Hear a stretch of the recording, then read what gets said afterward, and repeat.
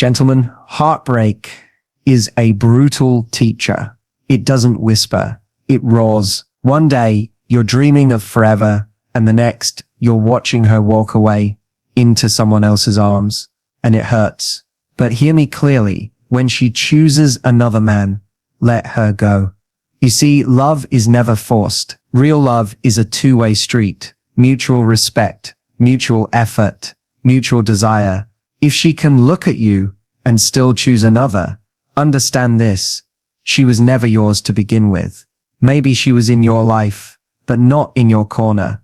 Love must be mutual at its core. Love is not something that can be carried by one person alone. It is a shared emotion, a mutual investment, a sacred exchange between two people who choose each other every day. When love becomes one-sided, it turns from something beautiful into something burdensome. One person cannot sustain what is meant to be built by two. You can pour your heart into someone, sacrifice for them, support them in every way possible. But if they don't reciprocate, if they don't see you the same way you see them, then what you have isn't love. It's a one-man mission, and love is not a mission. It's a partnership. When we truly love someone, we want the best for them, but that includes wanting them to choose us of their own free will. You cannot convince someone to stay, and if you have to, they've already emotionally left. Mutual love means both people show up, both give, both care, both fight to stay. It is about effort matching effort, heart meeting heart. Anything less becomes imbalance, and imbalance in love leads to confusion, self-doubt, and emotional exhaustion. A lot of people stay in situations where they are not truly loved, simply because they're afraid of starting over. They hope that with enough time, enough giving, enough patience, they can make the other person love them back. But love doesn't work like that. Love cannot be bought with loyalty. It cannot be earned through suffering. If someone needs to see you in pain, to recognize your value, they never deserved your love in the first place. Mutual love also means shared vision. It means wanting similar things from life, communicating honestly, and respecting one another's boundaries. It means they think of you when making decisions, they include you in their dreams, and they don't entertain others when they've committed to you. Love without respect is manipulation. Love without consistency is chaos. Love without choice is control. You deserve someone who chooses you freely and fully. Someone who doesn't keep you as a backup option or compare you to someone else.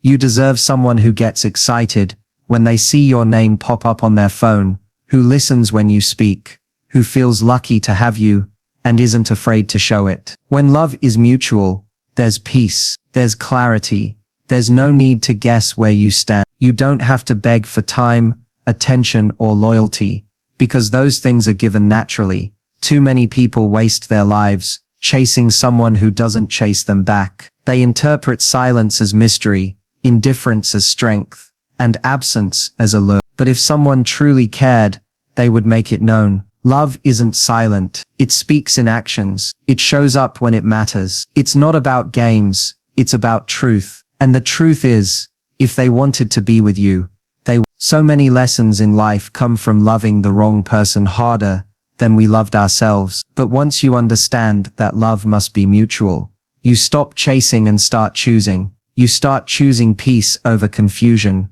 clarity over chaos, and self-worth over rejection. You begin to protect your heart, not with walls, but with wisdom. You learn that the right love doesn't demand you to shrink yourself. It inspires you to grow. It doesn't make you feel insecure. It makes you feel safe. And you realize that anything less than mutual love is not worth holding on to. Letting go is strength. It is one of the hardest things a person can do, not because it's complicated, but because it goes against our emotional instincts. When we care deeply for someone or something, our first response is to hold on, to fix, to fight. We tell ourselves that we can make it work, that with just a little more time, a little more effort, things will change. But there comes a moment when holding on starts doing more damage than letting go. That moment when you choose peace over persistence is not a sign of giving up. It's a sign of growing up. Strength is often mistaken for resistance, as if refusing to walk away proves how much you care. But real strength is knowing when to It's realizing that love is not supposed to hurt every day. It's understanding that your peace of mind is not a price you should pay just to keep someone else happy. Letting go requires courage. It means facing the pain you've been avoiding, the future you've feared, and the silence that comes after goodbye. But in that pain, there is power. In that silence, there is space for healing, for clarity, for rediscovery. People think strength is always about holding your ground, staying committed, pushing through. But sometimes strength is in the surrender. It's in recognizing that you've done all you can, that staying any longer would only cause you to lose parts of yourself. Letting go means you respect yourself enough not to beg for what should come freely. It means you know that you deserve more than being an option,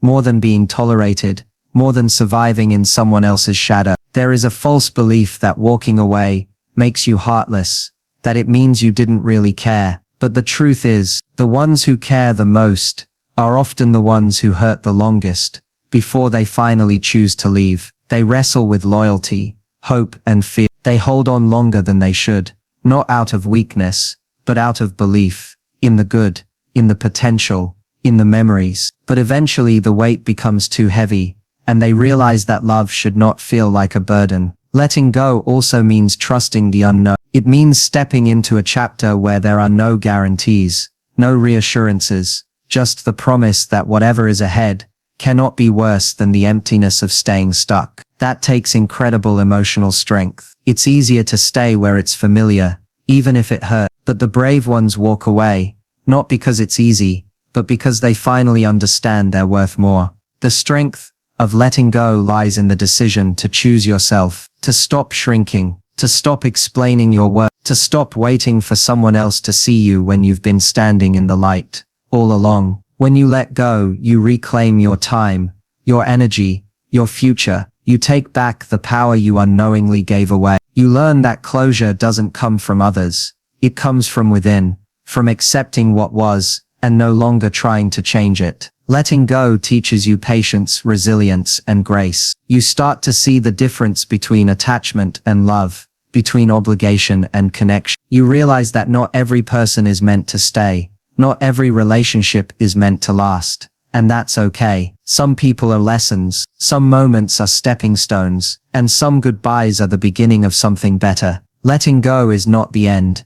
It's the beginning of your healing. And choosing your own peace over prolonged pain is one of the strongest things you will ever do.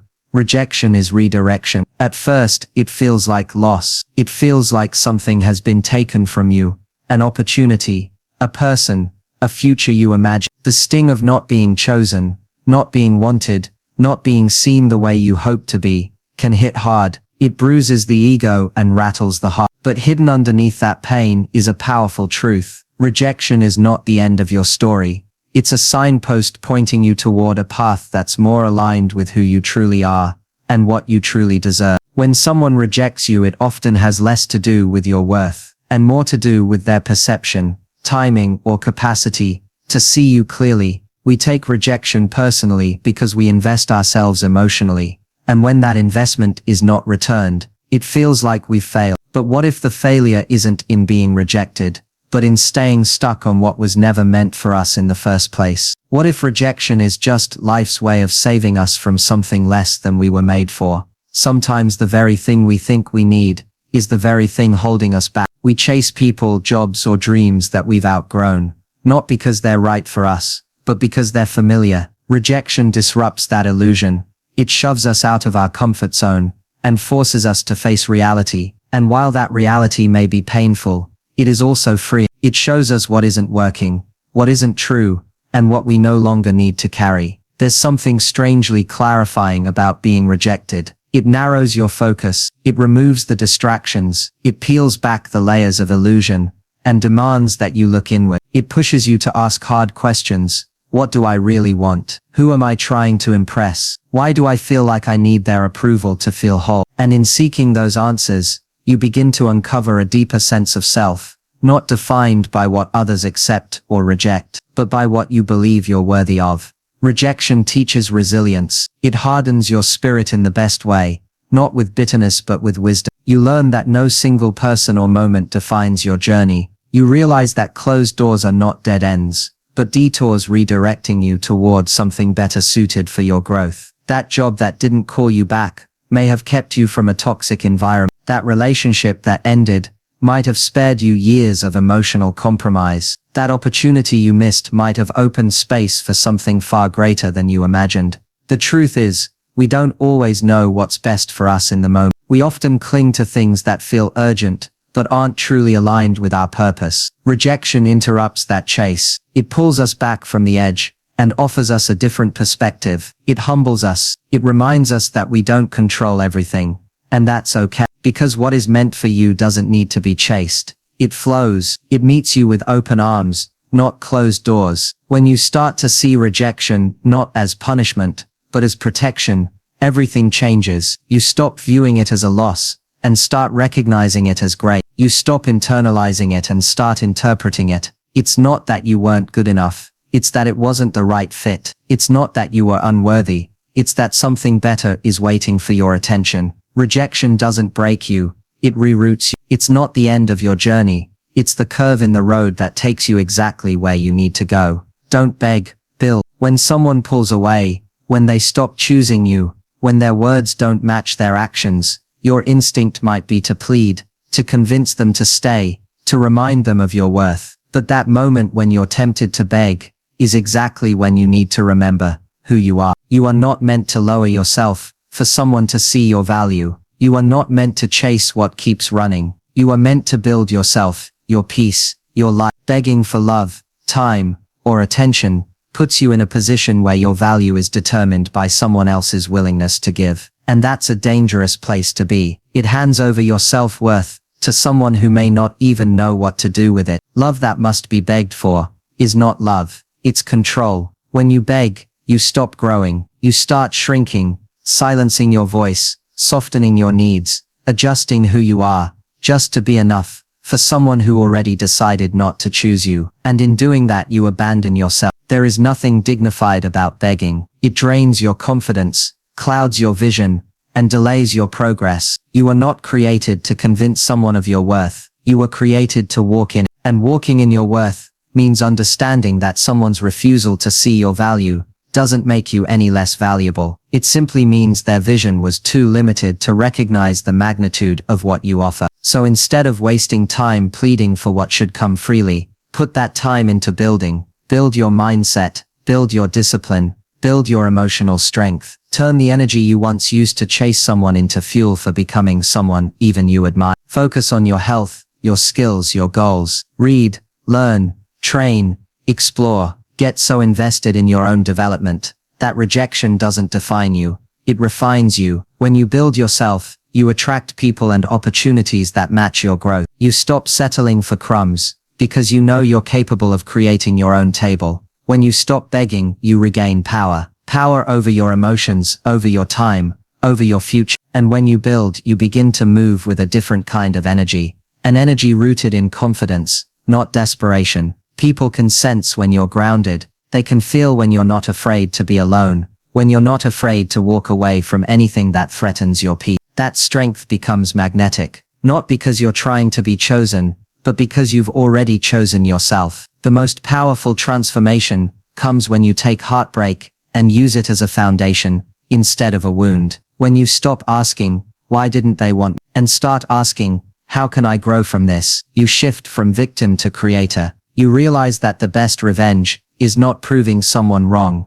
It's becoming someone who no longer needs their validation. The best healing isn't in getting them back. It's in getting back to yourself. There will be moments when the silence hurts, when the absence feels loud, when you want to reach out just to feel seen. In those moments, remember that you are not forgotten. You are in a process of rebuilding, of strengthening, of evolving. And what's on the other side of that process is a version of you who won't need to beg, because you'll have built a life so full that losing one person no longer breaks you. It simply motivates you to keep building. Know your worth. Not because someone else tells you, not because someone finally sees it, but because you decide to own it fully, deeply, and unapologetically. Your worth is not defined by who stays or who leaves, who claps for you or who criticizes you. It is something internal, unshakable, and constant. But the world will try to convince you otherwise. It will measure you by likes, by attention, by relationships, by success. It will tell you that you are only valuable when someone else approves. But real power begins the moment you stop looking outward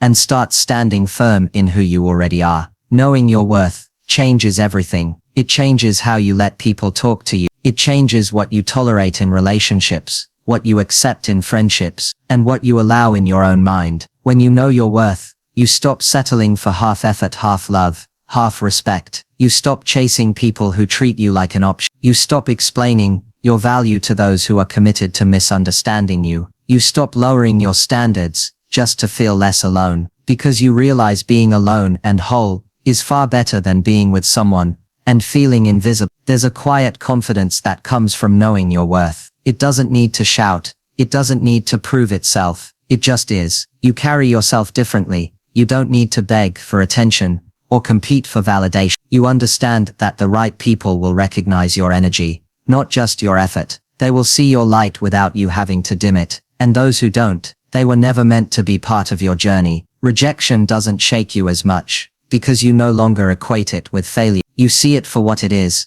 misalignment, not inadequacy. Knowing your worth also means setting boundaries. It means walking away from what doesn't serve you, even if it's comfortable, even if it's familiar, even if it used to make you happy, because growth demands you outgrow things. And when you know your worth, you're willing to let go of what you've outgrown, not because you're better than it, but because you've become better for yourself. You realize that peace, respect, and emotional safety are not luxuries, they're necessities. And anyone who consistently disrupts those things does not deserve a front row seat in your life. But knowing your worth isn't about arrogance. It's about self-respect. It's not about thinking you're better than others. It's about recognizing that you don't have to settle for less than you give. It's about being kind without being used, loving without losing yourself, giving without being depleted. It's balance. It's clarity. It's choosing yourself not out of selfishness, but out of self-preservation. Too many people wait for others to validate them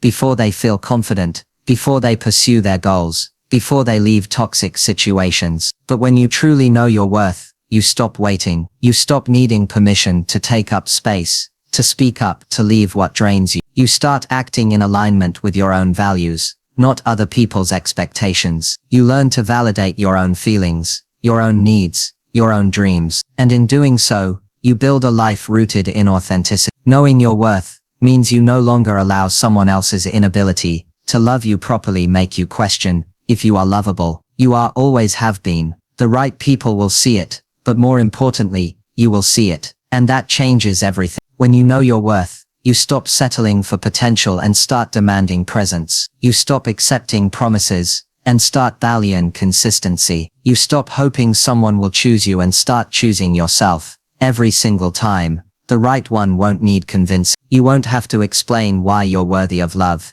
attention, respect, or commitment. You won't have to prove yourself, compete with distractions, or chase someone who constantly pulls away. The right person will see you clearly, flaws, depth, dreams and all, and choose you willingly. They won't keep you on hold while they figure things out. They won't treat you like a maybe. They'll know, and their actions will match that knowing. So many people waste time trying to convince someone to stay, to see their value, to care. They pour effort into proving they're good enough, hoping that one more text, one more gesture, one more sacrifice will finally make that person realize what they have. But love that has to be convinced is love that's already on unstable ground. You can't force someone to feel what they don't feel, and you can't build a strong relationship on doubt and desperation. The right one doesn't need pressure, persuasion, or perfect conditions. They just need truth, presence, and mutual desire. When it's right, it flows. It doesn't mean it's effortless,